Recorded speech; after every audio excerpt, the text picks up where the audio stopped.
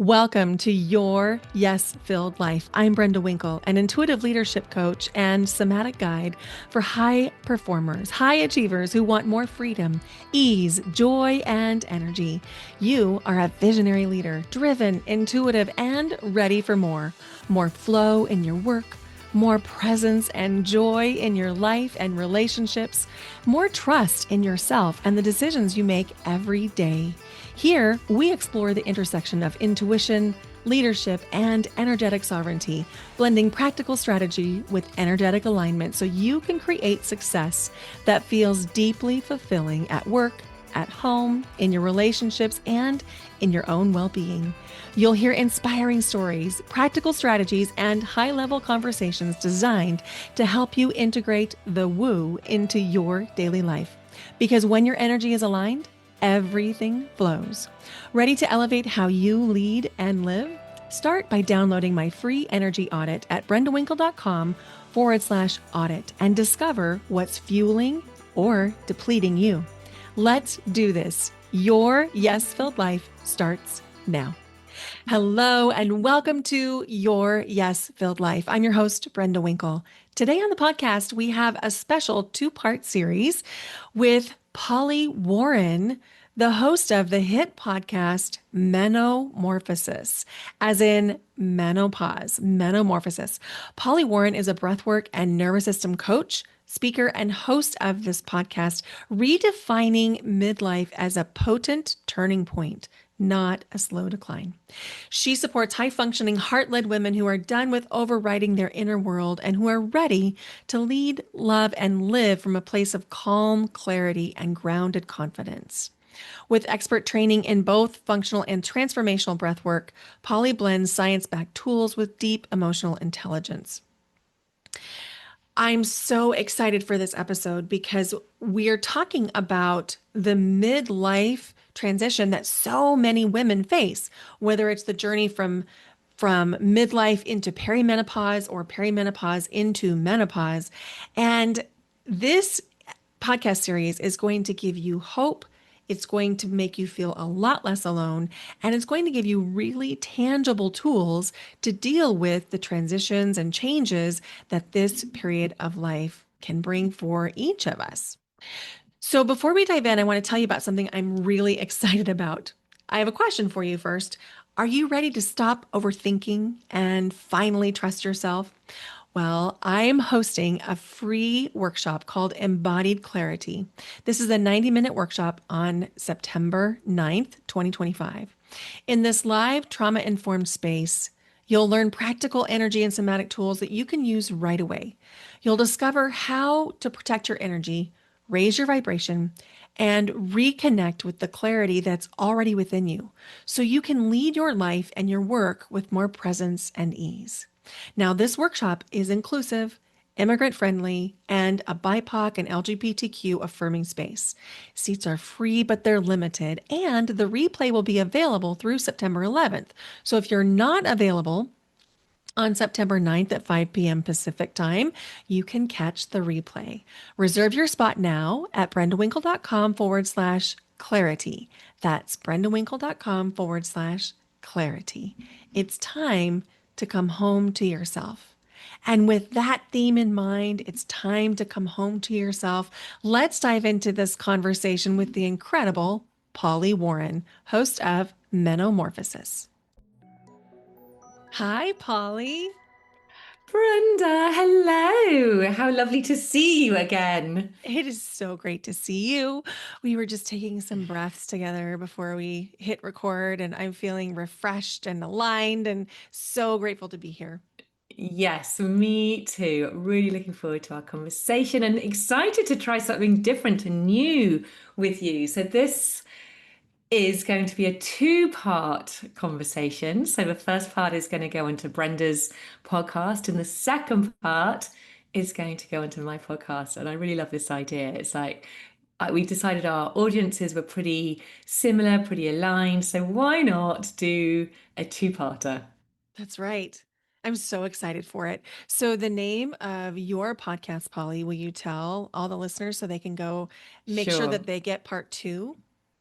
It is Menomorphosis. So the idea is all about midlife, so hence the meno part of it, for menopause and all those hormonal shifts and this identity shift we get at this stage of life. And it's all about transformation and change. And because this stage of life is often about so much change, and it doesn't necessarily all have to be negative, which I think so many of us believe it is for many a Mhm. reason. But actually, it can be really quite an amazing opportunity to really step into your best self. I agree. I agree. So I'm postmenopausal. I have been for several years, and I like this phase. But I remember the perimenopausal phase, and I didn't know it was perimenopausal. I didn't have any awareness around that, but I knew things were changing and shifting, and I think that that can be really challenging for people as their bodies change, their mental focus changes, even their cognitive abilities are affected, and can lead to depression, anxiety, heart palpitations, all those things. How do you approach the conversation so that people can begin to feel a little bit lighter, feel a little bit more hopeful about this phase of life? Well, I think the first thing is to have the conversation, to just have an awareness, firstly, that that it's happening to half of the population. And I think, particularly here in the UK, there has been so much conversation about perimenopause and menopause in the last 5 years, really, since I've been talking about it. It's been absolutely amazing. I think it is beginning to spread. There's still a huge amount of work to do. But I think until then, it was very much a taboo subject. It was swept under the carpet. And so many of us had no idea of it unless we'd had the conversations with our mothers or with somebody else in our network we didn't even know that it was coming. And for me, that was exactly the case. I honestly thought menopause was something which happened to old ladies who were much older than me. So for me, when it really started to kick off in my late 30s, early 40s, I just thought I was going a little bit crazy. I thought I was going a little bit mad. I just did not recognize myself. So I think the first thing is just to have the awareness, to have these conversations, to understand what is what may happen. It might not happen to you, but to understand that we go through these hormonal shifts, and it's not something which is way down the track. It is something which happens in midlife. I think that's exactly what I would have said too. My mom and my grandmother always made it a really big deal. And when I say a really big deal, I mean my grandmother had really significant life-threatening health problems as she approached menopause, not realizing there was such a thing as perimenopause. And she told my mom that it was her life's goal to live through my mom's menopause to make sure she had the support she needed. And so that was part of our family lore, is that, this is going to be a big deal and it could be really unpleasant. And so it was quite shocking for me to find out I was postmenopausal in an email, which I talked about on your episode of Hmm. your podcast about a couple years ago. Yeah. And so my mom was shocked too, because we had both anticipated that it would be similar to what my grandmother and what she experienced. And mine looked different because of my lifestyle, because of my Reiki, because of my breath work. It didn't hit my body in the same way it hit their bodies. And also, I think our nutrition is different than it may have been at that time. And there's a lot of variables, right? And that's the thing, Brenda. No woman is probably going to have the same experience as the next. And maybe your mother and your grandmother did have a similar experience, but that's actually very unusual. It can hit us in all sorts of different ways. And that is why it's very difficult to know if it is happening to or not, because there is such a wide range of possible symptoms, which often are uncovered because there might actually be some underlying issues going on anyway. It's when our hormones start to shift at that sort of time when it's about in your 40s, late 30s, 40s, 50s, it can often unveil a whole host of other hidden issues. So if you're not looking after yourself, it really is your body's way of going, hold on a minute, something really needs my some attention. And this is what I see as a really great opportunity to actually sit up and listen to what your body is saying and go, okay, right, now I've got to shift some things in my life because what I'm doing now isn't working anymore. You know, when you're young, you can treat your body in many many ways, and actually you can get away with it. But when you get to this phase of life, actually it's really difficult to get away with it anymore. You've actually got to start listening. Mm. So you're connecting dots for me that I had not connected, even just in what you said, because I had a major health crisis in 2019. And of course, I was perimenopausal at the time, not having realized it, but I had a major unexpected emergency surgery that caused my body to go into shock. And so doctors thought that the reason that I had stopped menstruating at that time was because of the shock of the surgery, but I never resumed menstruation. And so it's possible, maybe even probable, to think that the issues might have been connected and I didn't even realize it. Quite possibly, absolutely. I mean, your body is sort of amazing at shifting and changing, and I really do think that in the right conditions, your body can thrive. And at menopause, often we're not giving it those conditions it needs to make this transition.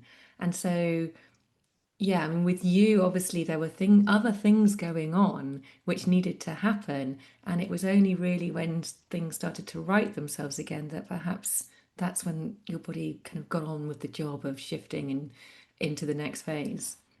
Exactly. So, what are some things that we can do to support our bodies in this phase of life? You've built the success, you've proven yourself, but you're still holding back, second guessing, people pleasing, shrinking in rooms that weren't built for you. It's time to stop. Your Yes Filled Life is a 12-week trauma informed group experience where high achieving, intuitive leaders learn to set boundaries that stick, activate their voice, and lead with energy and intuition that feels like freedom. Enrollment is open now. Join us at brendawinkle.com/, your yes filled life. Say yes to your power. That's brendawinkle.com/, your yes filled life. So, what are some things that we can do to support our bodies in this phase of life? Well, listen, tune in, listen and tune in, and track really what is going on. So, for anybody who is not aware of their cycle, it's a really important to know when your cycle is. It's obviously going to change. Just to track and notice that, that's really, really important. But also just to really look after yourself. So nutrition is obviously vital. It's vital in all parts of life, but at this stage, we really need to be focusing on giving ourselves all those nutrients. So many of us are depleted in nutrients as we get to this phase through lifestyle.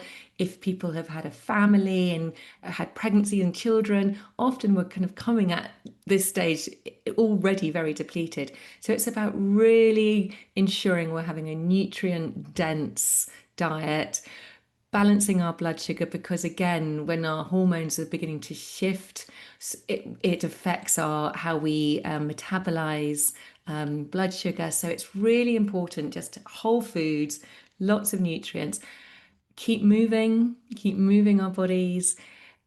When we get older, we are more prone to bone density issues. We lose a certain amount of our bone density year on year. Our muscle mass also decreases. It's not all doom and gloom. There's things we can actually do to keep to help ourselves with this. So lifting heavy things, resistance training, all of these are now for me absolutely non-negotiable to keep healthy. And this isn't about, for me now, it's okay, looking good is great, but it's not about looking good. It's not about going on a diet. It is about becoming healthy and strong so that I can be as vital as I can be going into my older age, so I can run around after my grandchildren, so that I can put my own suitcase up on the rack when I get on an aeroplane. All those things are really important, and Hmm. you know, we can't bury our heads in the sand anymore about what happens as we get through this stage of life. And if we think, you know, a lot of our ancestors wouldn't have reached perhaps 50 as a woman, so they wouldn't have had to deal with these issues. And so we get the privilege that we've reached this age, so we actually have to take really good care of ourselves now. So yeah, moving, eating, managing our stress, all of these are vital. Stress isn't, can exacerbate all of the symptoms that, as you know, at menopause. So we've really got to take that little bit of extra care. It's so good. And you mentioned at the beginning that this can be a really beautiful time, a really beautiful phase in life. And I have found that to be true. I found that I'm living more authentically than I had ever lived. I'm unapologetic about chasing joy. I feel more connected to source, to other people, to myself than I ever have. And I don't know whether it's evolution of myself, whether it's the inner work that I've done, which I have done substantial inner work, but I can't help but wonder if it's also the fact that like I'm in this new phase. I feel like I have a new power source. And I think that's so true. I think we do when you're, if you think, and I know Chinese medicine has some theories on this, if you think when you are fertile, a lot of your energy is going down into your uterus, into that area. And when you no longer are putting your energy into that area, into that whole system, where's that energy going to go? It's creative energy. If you think you're creating life with that energy. So actually, it's got to go somewhere. So I do think we become these more creative beings as we go through into our midlife, and I've definitely felt that as well. And I think that we are really more tuned into our purpose, what we really want to get out of life, and it is this amazing opportunity to really hone into that. I hear all the time that women at this stage are sometimes a bit like, bleh, is this it? Is this what I signed up for? And they've got to a point where perhaps the children are beginning to grow up, don't need them so much, and their careers aren't really lighting them up. And it's a bit like, there must be more to this. And that's exactly how I felt. And so if that's something that you're feeling, it's actually a really amazing opportunity to start thinking, okay, this is good. I've identified that it's not working for me anymore. I can actually pivot. I can start following my joy. I can start finding what are those things which really do light me up. And yeah, it's very, I just think it's such an amazing opportunity. And that has definitely happened for me. I know so many people who it's happened to. I work with lots of people. And so those breadcrumbs of joy, of interest are so important to notice and follow and use, because we've all these women who've got this amazing energy, this amazing power, as you said, it needs to be used, it needs to be put out into the world. Absolutely. So you said that this is a little bit like your story, where you Yes. had gone from feeling a little bit unfulfilled in some ways because the role had changed. What were some of the first things that you did to find joy? Oh my goodness. For me, it has been a real journey.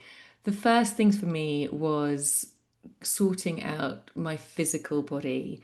So for me, it was really reducing my stress and eating well and moving in a way which was more sustainable. I was doing a huge amount of running at the time, and actually, that was actually making me more stressed, and I needed to just calm my nervous system. So, when I learned how to calm my nervous system, I suddenly found that I was able to intentionally create more space for myself.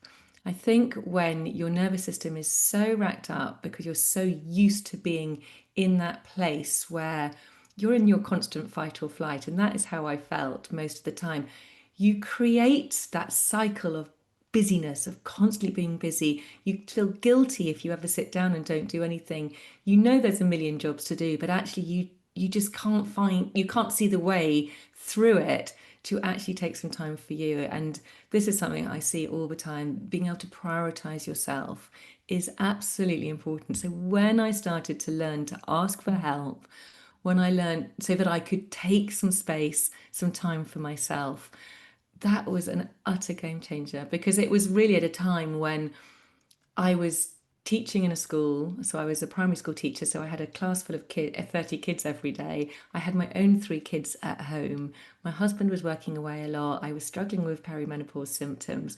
And I just felt like I had no space, no time at all. So although I was running, I was doing that before work. I was kind of getting up really early, doing that.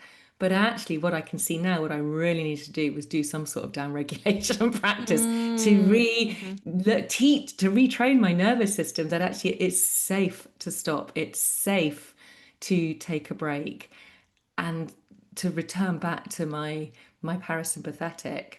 And that, and that then helps everything in the body settle down anyway, all of those symptoms I was experiencing. So yes, finding space and time was for me the absolute key. I relate to that. My story would have been very similar in the sense that I was so chronically stressed that my only coping mechanism was to add more stress because I was so addicted to the cortisol and Yeah. the adrenaline Yeah. rush. And so I kept mistaking the hit of achievement for joy, for satisfaction. And it wasn't until it was December 2019, right before the pandemic hit. I had been working in my business. I was teaching school full time. That's something else we have in common. And I was also directing a children's opera chorus. And we had done 9 Nutcracker shows over the course of about 7 days. And the children's choir that I directed would sing just one song at the end of the first act, but we still had to be there for the entire leading up to the first act, all during the first act. And then we had to get down into the orchestra pit, sing our song, get back up, and then I had to wait for all the children to be picked up. Well, by the end of the ninth show, after working in my job, in my business, and for this choir, I was so depleted that I watched all the kids and their parents go off to celebrate the completion of the Nutcracker. And they went off to have dinner and ice cream. And I went home, laid on the couch. And when I noticed that the remote was too far away from me, I just decided to leave it. I just didn't have the strength to even grab the TV remote. And I laid there by myself in the dark because the lamp felt too far away without the remote.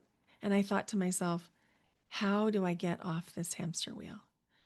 And I didn't realize at the time I was perimenopausal. I didn't realize that I was chronically stressed. I just thought I was burning out. Mm. And I had no awareness of my own part in the burnout. Yes, yeah, exactly. Because it's just you're so addicted to that busyness, and I also think it's energetically, if you're misaligned with what you're doing as well, that completely drains you. And I know for me that it got to a point where I wasn't really enjoying what I was doing, and I just felt suffocated with it all. And that is exhausting. And when you can free up some time and space to actually find the thing which actually you're meant to be doing and following that, then there's just much more of an ease and a flow with that. And everything feels a little bit easier. And that then you get that momentum for more joy, and everything feels like a big sigh. It's like a big exhale, a big sigh of relief. Yes. I love that you pointed out that finding your true purpose Yeah. is so important. I found that for myself too.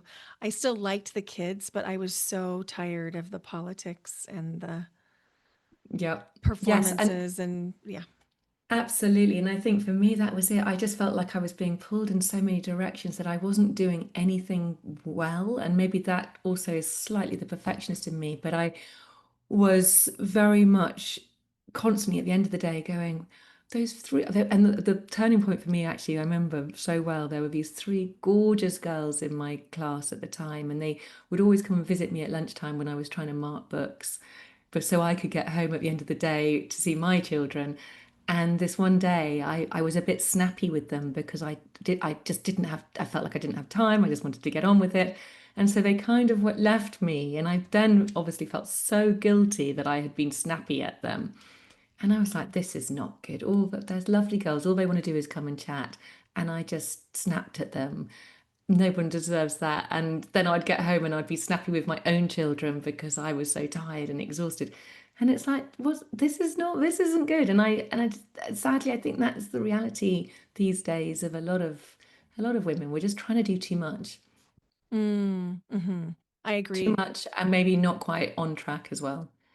Right. And it sort of gets into a vicious cycle of you're tired, so you're snappy, and then you have to apologize for being snappy. And sometimes what you said was justified in the snap, and it really was telling your truth about what you might need or want, but then you apologize for how you said Hmm. it, and then you end up rolling back the boundary that you just set, and then Yeah. we're off to the races in a vicious cycle. Absolutely. What did you do, Brenda, then in when you were in that place of exhaustion, of burnout? What were some of the tools that really got you out of that cycle? The first thing I did was to admit that I was doing too much. And I didn't do anything other than admit it for about 2 months. And I just, like, it was February by the time I was thinking, I really do need to create some change. So I, went through the winter break that year. And then that was my daughter's senior year of high school. So we started school again in January. And then in February, I was really thinking to myself, I must change something. I need to either give up the opera chorus, I need to supercharge my business so I can release the teaching job. I need to do something. And then when the pandemic rolled around, I felt so guilty, but I was delighted to be sent home because the pandemic was literally a lifesaver for me because it stopped the forward momentum and gave me time to think. And that was when I decided I really do want to work in my business as my work. And so I began to think about how could I make that happen in a sustainable way. And maybe we should pick this back up on your podcast and we'll continue the Yes. story. What do you think? Yeah, let's do it. Perfect. Okay, so listeners, come on over and finish the conversation over on Menomorphosis with Polly Warren. Yes, we'll see you there. I loved this conversation with Polly Warren, and I can't wait for you to hear the second piece of this conversation over on Polly's podcast, Menomorphosis. It will release in about a week, so be sure you go subscribe to her podcast so that you know when that episode comes out. Now, Polly has a free gift for you. It is a free 15-minute video series to help you discover if the way you're breathing is keeping you stuck in fatigue, anxiety, or tension. So sign up for the breath checkup, and I'm going to put that link in the show notes along with Polly's link so you can go connect with her over on social media. She's on Instagram, LinkedIn, and Facebook, and I'll put the link for this there. And don't forget about the free workshop that I'm hosting on September 9th, Embodied Clarity. In this live trauma-informed space, you're going to learn practical energy and somatic tools that you can use right away, where you'll discover how to protect your energy, raise your vibration, and reconnect with the clarity you already have within you so that you can lead your life and your work with more presence and ease. This workshop is inclusive, immigrant friendly, and BIPOC and LGBTQ affirming. Seats are free but limited, and the replay will be available through September 11th. So if you're not available on September 9th at 5 p.m. Pacific, you can sign up anyway and catch the replay link. Also, feel free to submit your questions in advance. Reserve your spot now at brendawinkle.com/clarity, and I'll put the link in the show notes. It's really time to come home to yourself. Thank you so much for listening to the Your Yes Filled Life podcast. It's on my heart to grow this podcast so that we can get it into the ears of more listeners who need to say yes to themselves in order to bring their gifts out into the world. So I have two requests. Could you please share this episode with 3 people you care about? And could you please go leave the podcast a rating and review wherever you're listening? It is really, truly one of the most helpful things that you can do to help a podcast grow. Thank you. Thank you for listening. I'll catch you next week over on Polly's podcast, Menomorphosis, and I'll be right back here with you every Sunday and every Wednesday. Thank you for being here. Bye for now. Until next time.